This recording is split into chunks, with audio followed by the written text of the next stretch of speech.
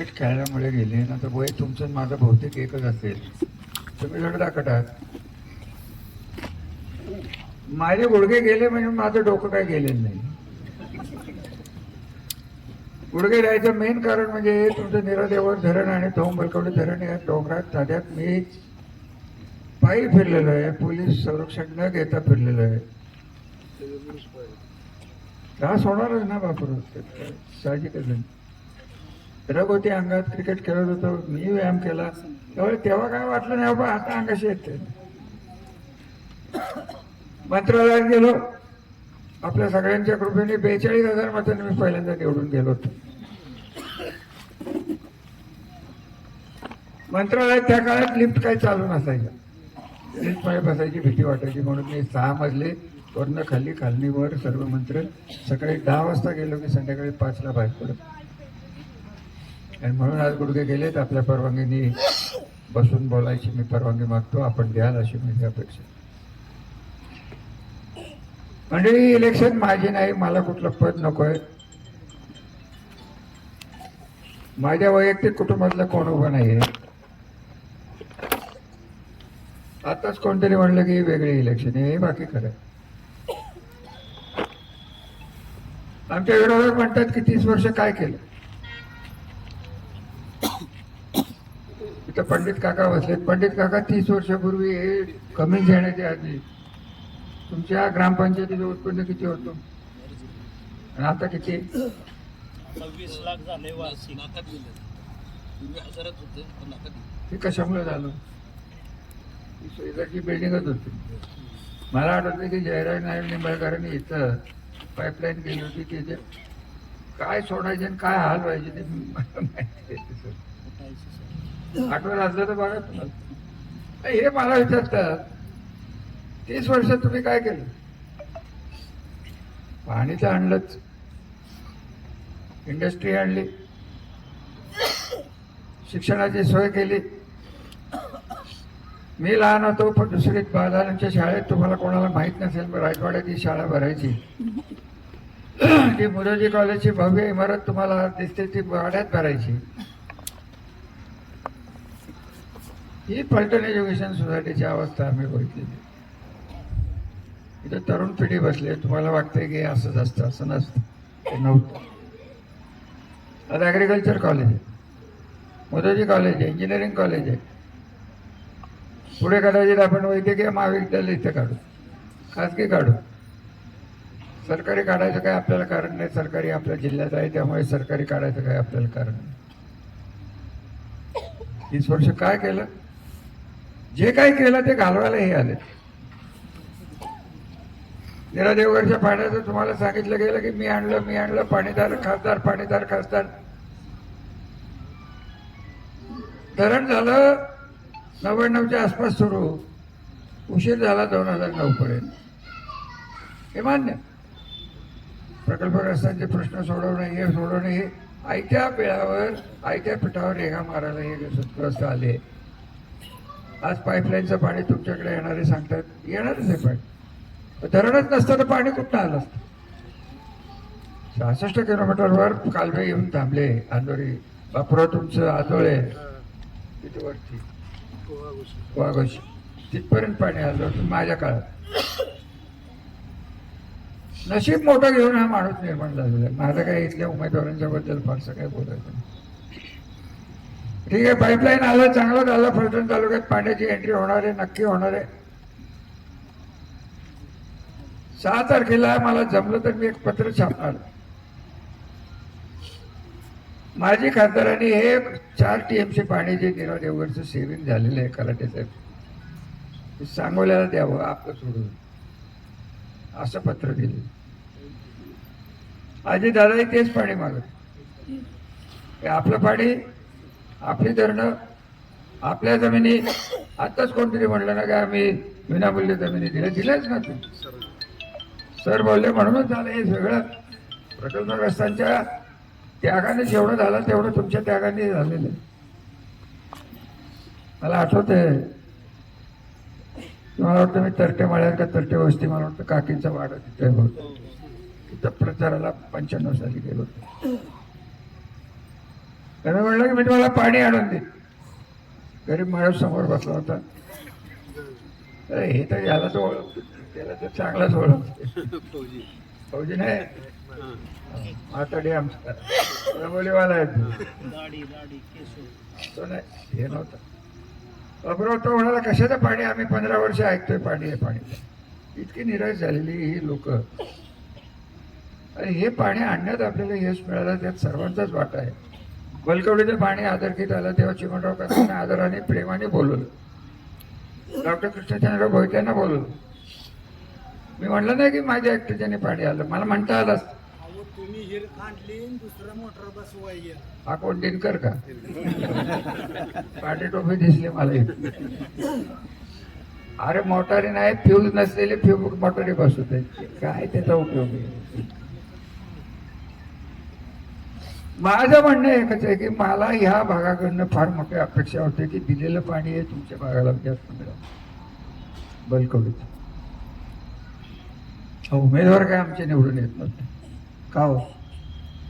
काय पाप आम्ही केलं? निवडून आणायचे भलत्याला, काम करायचं आम्ही. हे आता कुठेतरी थांबवा. आम्ही काम केलं हे बघत तर मान्य आहे ना तुम्हाला का ते अमान्य? देवघरचं पाणी सांगोल्यात, बलकवडी मीच बांधली. बलकवडीचं पाणी कोणाला माहित नव्हतं. कृष्णा नदीत दोनच्या वरती पाणी आहे, जे पाणी पुरावाटे पुढे जाते हे शोधून मी काढलं. हे म्हणतोय बलकवडी मीच बांधली. आता म्हणतोय बलकवडीला केवढा उशीर का लागला? तुमच्या मुख्यमंत्र्यांना विचारा की विरोधी पक्ष नेते असताना अनुशेषासारखे प्रश्न कोणी तयार केले? आम्ही नाही केले. आम्ही त्यांना म्हणत होतो की विदर्भालाही पैसे द्या, ह्यालाही पैसे द्या. इथं प्रेस बसले. माझं म्हणणं आहे का माझं यशवंतराव, जसं मागासवर्गीयांना 13% देतो आपण, 9% आदिवासींना देतो, तसं माझा आग्रह होता. मी 4 मुख्यमंत्री बघितलेला माणूस तुमच्या समोर बसून बोलतोय. याही मुख्यमंत्र्यांना म्हणलं की 22% तुम्ही धरणासाठी, पाण्यासाठी, जलसंपदासाठी द्या. कोणीही ऐकलं नाही. तर 13% जसे तुम्हाला लोकांना मिळतात तसे 9% आणि 20% तर आपल्याला मिळाले असते. ती फटक्यात धरणं कधीच होऊन गेली असती. विदर्भाची झाली असती, मराठवाड्याची झाली असती, अजून कुठलीही झाली असती. पण मी इथे काय वाटणमध्ये हे सांगण्यात काही अर्थ नाही. बघा काम मी केलेलं आहे आणि मला कदाचित सत्ता मिळेल ना मिळेल, माझी सत्ता जाईल ना जाईल, पण तुमच्याच शेजारी असलेल्या बेपी गावात जेव्हा म्हाताऱ्या कोताऱ्या मी त्या पाण्यात खाली उतरलेल्या बघितल्या आणि पाण्याला ओवाळत बघितलं आणि त्यांच्या डोळ्यातलं पाणी जे बघितलं, हे माझं समाधान, केलेल्या कामाचं कौतुक या रणजित नाईक निंबाळकराला 500 वर्ष नाही 500 पिढ्या मिळणार नाही. इंडस्ट्री तुम्ही आणली, त्यांनी आणली. ते म्हणाले शरद पवारांनी आणले. अरे पण शरद पवारचं नेतृत्व मीच मानलं होतं. शरद पवाराला पाणी चोर कोण म्हणलं? मी म्हणलं. अजितदादाला पाणी चोर कोण म्हणलं? मी म्हणलं. आज हे तुमची पार्टी घड्याळ पार्टीची आहेत ना दोघं जण विहिरीत. घड्याळ पार्टीला मला म्हणायचे की तुमची पार्टी घड्याळाचे 12 वाजले, 10 वाजून 10 मिनिटाचं घड्याळ आम्ही चालू केलं होतं, तुम्ही 12 वाजवून ठेवले त्या घड्याळाचे. ते विकून टाकलं कमळाला. पाणी तिकडं, कमळ इकडं. अहो कशाचं काय कशाचं काय? ते शिवरूपराजे कर्णेकर ही बॅत कुठलं शिवाजी राजांनी धरून आणली कोल्हापूर? काय आपला संबंध होतो? त्याच्या वडिलांच्या बरोबर मी राजकारण शिकलो आणि यांच्याबरोबर यांना 11 वर्ष मार्केट या कमिटीचा चेअरमन, सभापती. आमच्या घरी आले, निवडणुकीचं वाटप तिकिटाचं सुरू झालं, उमेदवाराचं सुरू झालं की 4थी खुर्ची श्रीमंत शिवरामराजे खर्डेकर घरातला मानला. त्यानेच आम्हाला थर्ड लावला. का? तर अजितदादाला मी नाही म्हणू शकत. अरे बाबा तुला ही पदक दिली होती का? अजितदादाला विचारून दिली होती का? तुला एवढा आम्ही मान दिला, सन्मान दिला, कशाचं काय घेऊन बसलं? भारतीय जनता पार्टीला मी ओळख की पुण्यात राहिलेला, वाढलेला, जन्मलेला माणूस आहे. भारतीय जनसंघ काय होता तिथपासून या विचारसरणीचा हा पक्ष आहे. हे कुठल्या विचारसरणीत बसतात?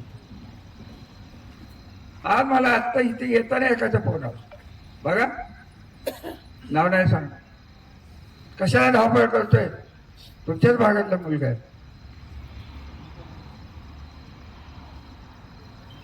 रामराजांच्या नादाला लागू नको, माझ्यासारखा वाईट राहणार नाही. आणि हे रेकॉर्ड करेन रामराजे नाईक.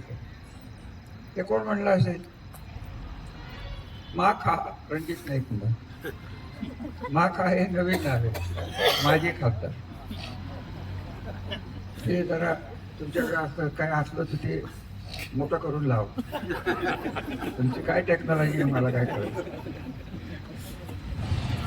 मला दहशती गाडी लागायचे का सुखानी लागायची हा निर्णय तुम्हाला. मिळालेलं पाणी अहो आता तुम्ही भांडणं गेला जाऊन बा करणार दिनकर उद्याचा आले का कुरवलीचं? अरे कुरवलीचं आले आज तरी येतातच की गटात असेल नाही तर गटात. पाणी काळं भोर झालंय बापराव, झालंय की नाही बोला? तुमच्या वेळेला पाणी काळ, तुम्हाला काय वेळ, तुम्हाला डावेळ.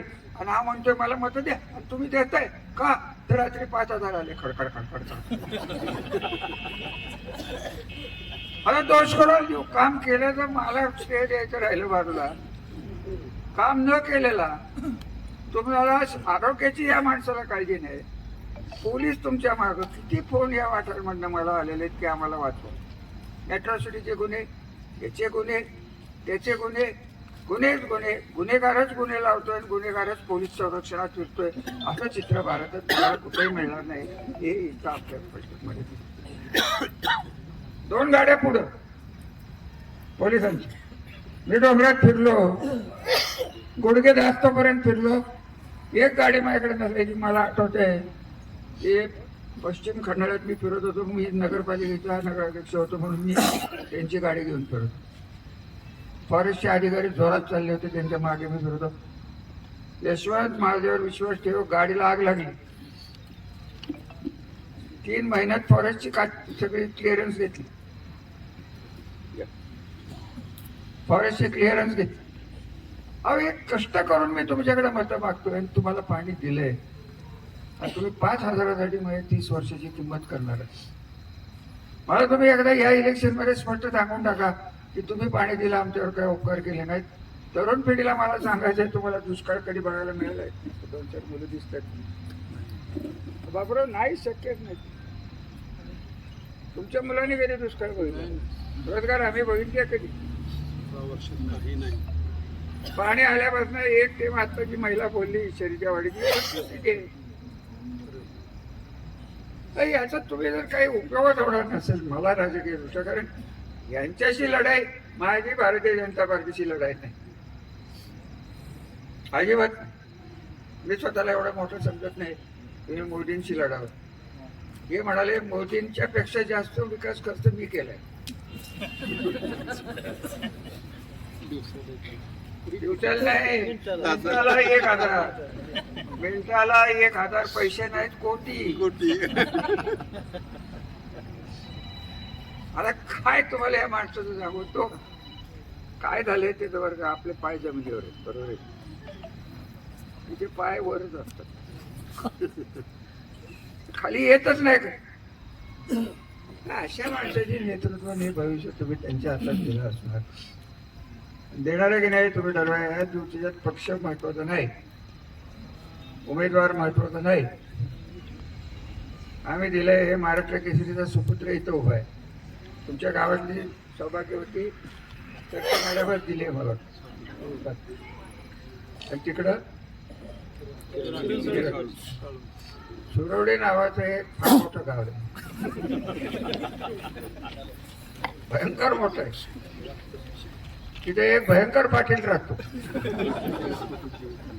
त्यांनी असं या कारखान्यात शोध लावला म्हणून नीट आहे का, तुम्ही काम केलं श्रीरामला. एक पोत 4 व्यापाऱ्याला कसं विकावं, किती 4 व्यापारी. बँकेला गोडाऊन सील असतात, गोडाऊन लक्षात ठेवा. साखर जी तयार होते ती घाणं बँकेकडनं घेतलेले असतात. गोडाऊन उघडलं की थप्पी आणि मागं काहीच नाही. या असल्या टीका करायला आम्हाला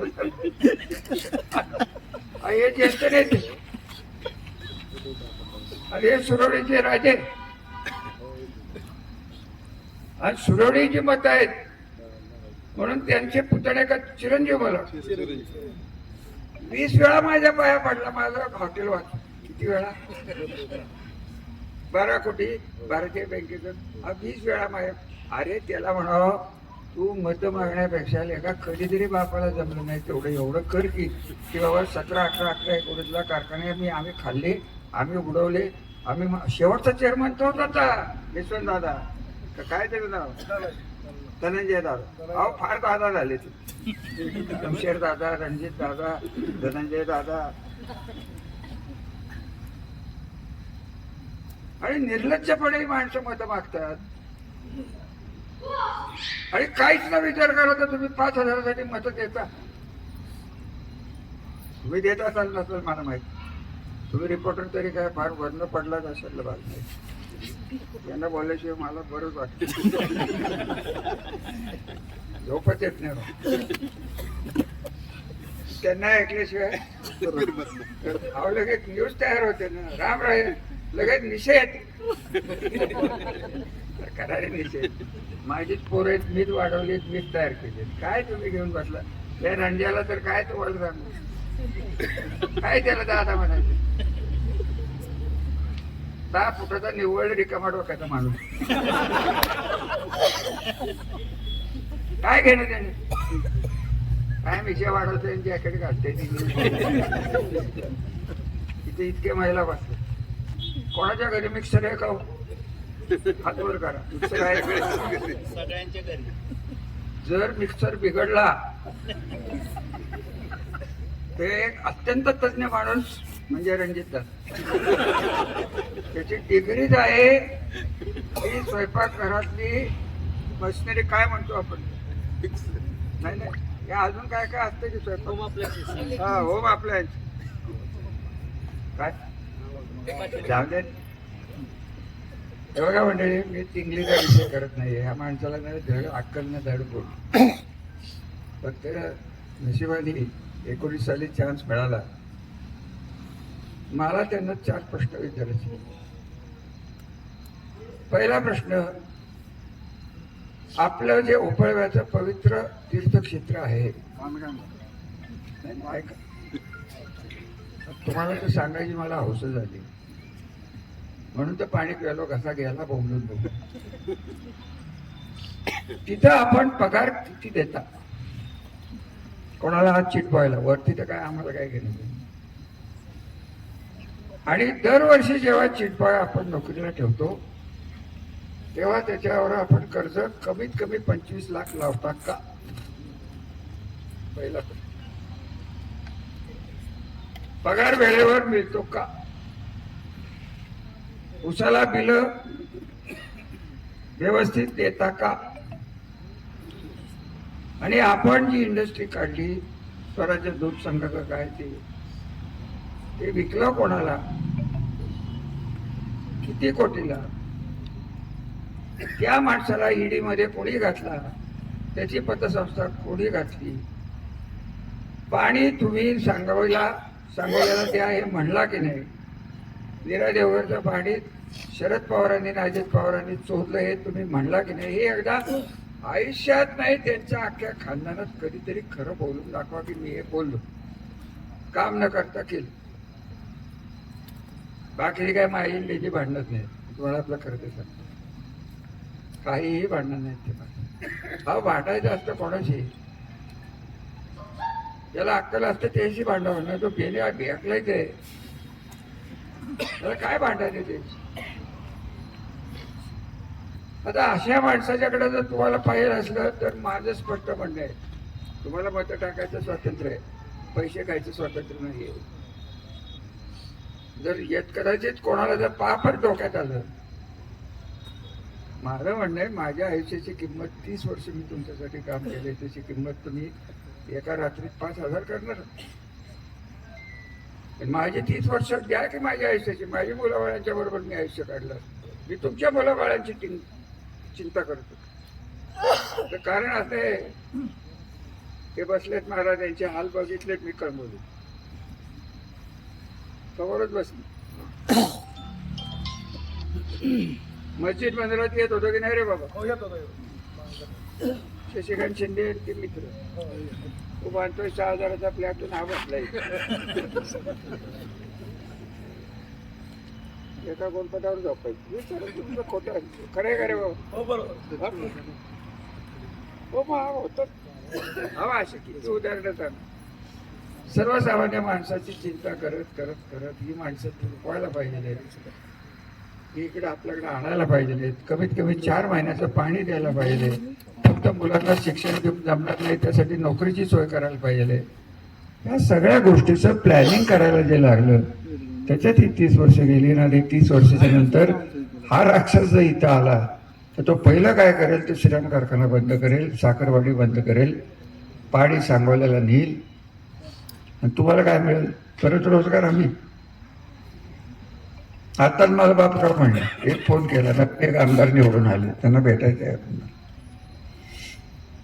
त्यांनी सांगितलं की देऊन कोलकडीचं पाणी कुठं खडकीला ना, खडकीच्या तलावात सोडलं.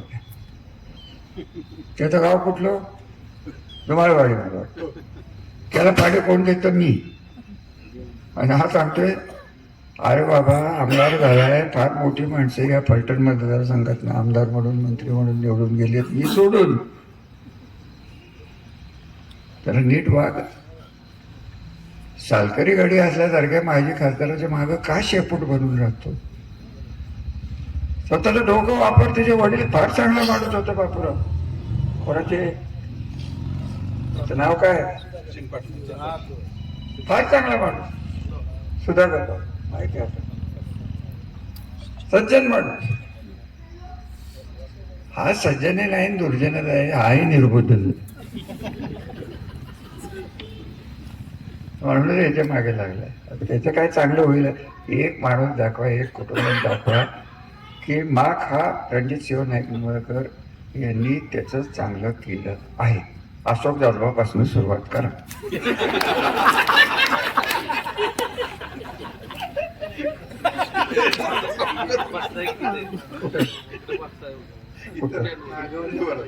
का प्रभारी आहे का?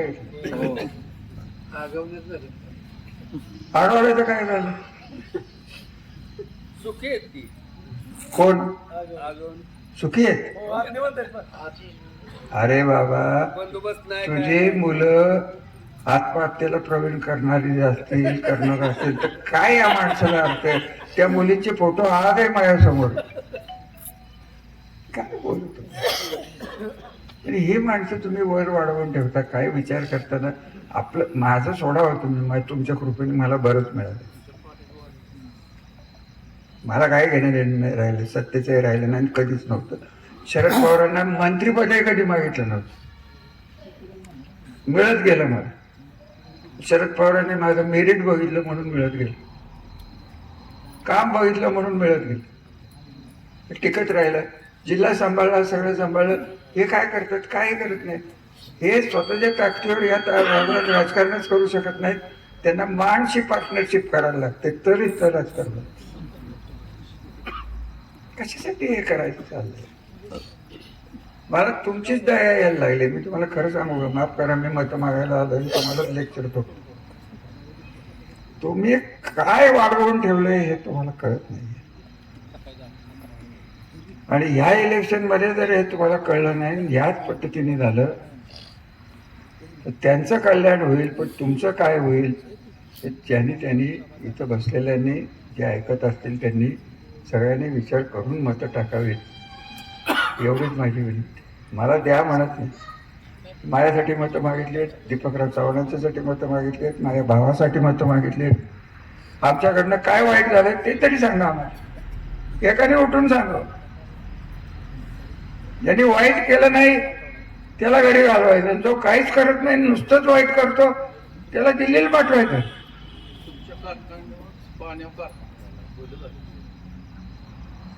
दादासाहेब हे सोडून द्या तुम्ही. विषय असा आहे की त्याला किंमत राहिली की नाही हा खरा विषय. एवढं सगळं करून जर किंमत न करणाऱ्यालाच मिळणार असेल तर कशासाठी करावं. 5,000 रुपये माझ्याकडे पण आहेत, मी देतो की. फक्त माझे घेणार का, त्याचे घ्यायचे नाहीत, ते तो 5,000. असं हे नाही इकडनं हे घ्यायचं. मला तर कित्येक गावातनं कळलं की आम्ही जागा आहे दाखवण्यासाठी गावात लाईट लावून झोपतात. कधी तर तुम्हाला माहिती आहे लाईट घालवता का, वाट बघता का, मेणबत्त्या लावता का, उदबत्त्या लावता, काय करता, फटाके लावून घ्या की पैसे त्याचे. काय नको काय. चिमणरावने आमची लढाई झाली, मर्दासारखी लढाई झाली. हे असलं कुठं फुटकट बाजारी राजकारण तेव्हा नव्हतं. विकासावर बोललं जात होतं, विकासावर मतं मिळत होती. गरीब होती आमची माणसं पद्धत. तुम्ही सुशिक्षित आहात, ही तरुण पोरं काय बघता रे तुम्ही मुली बसलं काय बघायचं असतं मला तरी शिकतो. हा ताई तुम्ही तेच बघत होता, मी बघितलं.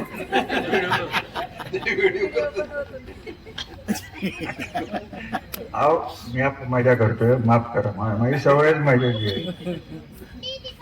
मला काय म्हणणं आहे की तुमच्याला इतकं पुढं या तरुण पिढीला कळत नाही हे काय चाललंय. तुम्हाला अमेरिकेला जाणं, आम्हाला आमच्या काळात मी 4 डिग्री घेतलेला माणूस आहे, मला अमेरिकेत जायला जमलं नाही. तुला वाटारमध्ये बसून अमेरिकेत जाते, एवढी तुमची परिस्थिती आम्ही इथे आणून ठेवतो. किती मुलं दाखवू तुम्हाला ट्राय बघायला. काही मुलं मला ऑस्ट्रेलियाला भेटली, सिंगापूरला भेटली, सगळीकडे जाते. काय तुमच्या पुढं पाणी आल्यामुळे तुमच्या घरात जे आर्थिक गणित बिघडलेलं होतं हे आर्थिक सुधारल्यामुळे शाळा, कॉलेज, गाईड, मोबाईल, टीव्ही आलं का नाही आलं एवढं सांगा. आणि हेच तुम्हाला जर नकोच असलं तर मला सांगून टाका की रामराजे तुमचा कार्यकाळ संपलेला आहे, तुम्ही घरी बसा. मला बसतो की घरी, पण पैसे घेऊन मला घरी बसवू नका, विचार करून घरी बसवा आणि स्वतःच्या भविष्याचा विचार करा, एवढीच विनंती करेन. उठून उभा राहिला असतो तर एवढा वेळ बोललोच नसतो, मग तंगड्या दुखायला लागतो. आता ही नवीन स्टाईल काढली आम्ही, खाली बसून बोलतो. म्हणजे काय वाटतं की पायावर टेन्शन, डोकं फुल चालू.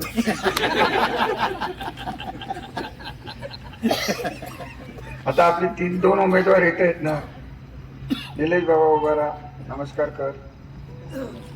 पहिलवानाला बोलायला शिकवतोय. ताई कुठे आहे, तुम्ही नमस्कार करा, मत द्या. तिकडं बघतो मी काय करायचं. सुरवडीचा माळ फुलवला मी. हे काय म्हणते, बस रे बस ताई बस. धनुष्यबाण का मी, अरे बाबा घड्याळ मीच चालू केलं. हे नुसतं ते घड्याळ 10 वाजून 10 मिनिटं मीच चालू. शरद पवारच्या माग 99ला अशोक शेठ 22 अपक्ष आमदार सुरू ठेवले होते. माधवराव शिंदेच्या पुढे 99 झाली, 98ला. तू काय सांगतो अशोक मला. शरदरावने पहिला फोन मला केला होता, रामराजे आपल्याला वेगळं करायचं. हे कुठे आलं 1.5 दमडीचं. सगळं आल्यावर आता घुसपेन म्हणतो हे असेल ते तसेल. रामराजांनी आफू पेलून रामराजांनी माणुसकी सोडली. अहो स्वतःच्या कार्यकर्त्याला 9% व्याज देऊन कॅन्सर सारख्या दुखण्यात पैसे देणारा हा आराम करून कसं काय आपल्याकडे आला हे मला कळत. हे आमच्या सगळी पापा आम्हीच केली, तुमच्या नाही चुक. काय या मंडळींचे अर्थ नाही. राजकारण आणि भविष्य किती तुम्हाला इतक्या संधी आहेत. ग्रामीण भागात तुम्ही विसरा, वाटार, पाणी, दुष्काळ सगळं करून ठेवले. पुढे न्या. ज्याला ही अक्कल आहे, भविष्याचा वेध घेण्याची ताकद आहे, अशांच्या हातात सत्ता द्या. बाकीचं द्या सोडून. हिंदुत्व, मुसलमान, जातीन फितीन, आरक्षण फिरक्षण, ज्याला मेरिट आहे त्याला आरक्षणाची गरजच नाही आहे कुठल्याही जातीत जन्म. ज्याला डोकं आहे, ज्याला संधी आहे, ज्याच्या घरात संस्कार आहे, ते आरक्षण लागत नाही. स्वतःच्या डोक्याने गेलेली मी मुलं आहेत. आरक्षण जिथं पाहिजे त्यांना घ्या, आमचं काय म्हणणं नाही. माझा विरोध नाही आरक्षण. माझा विरोध एवढाच आहे की प्रत्येक माणूस स्वतःच्या कुटुंबातल्या पुढच्या पिढीचा विचार करतो. तुमचा नेता म्हणून तुमचा विचार मी केलेला आहे, तुमचं भविष्य घडवून ठेवलेलं आहे आणि हे भविष्य घडवलेलं चांगल्या माणसाच्या हातात द्यावं एवढीच विनंती करायला या इलेक्शनच्या दरम्यान आलेलो आहे. जास्त काही बोलणार नाही. कोणाला दुखवलं असलं तर माफ करा, कारण माझं तोंड जरा म्हातारपणामुळं थोडं बिघडलेलं आहे खरंच. आता हा गोवा आमचा तो बघ मागावा गोवा आयुष्य कुठं काढलं.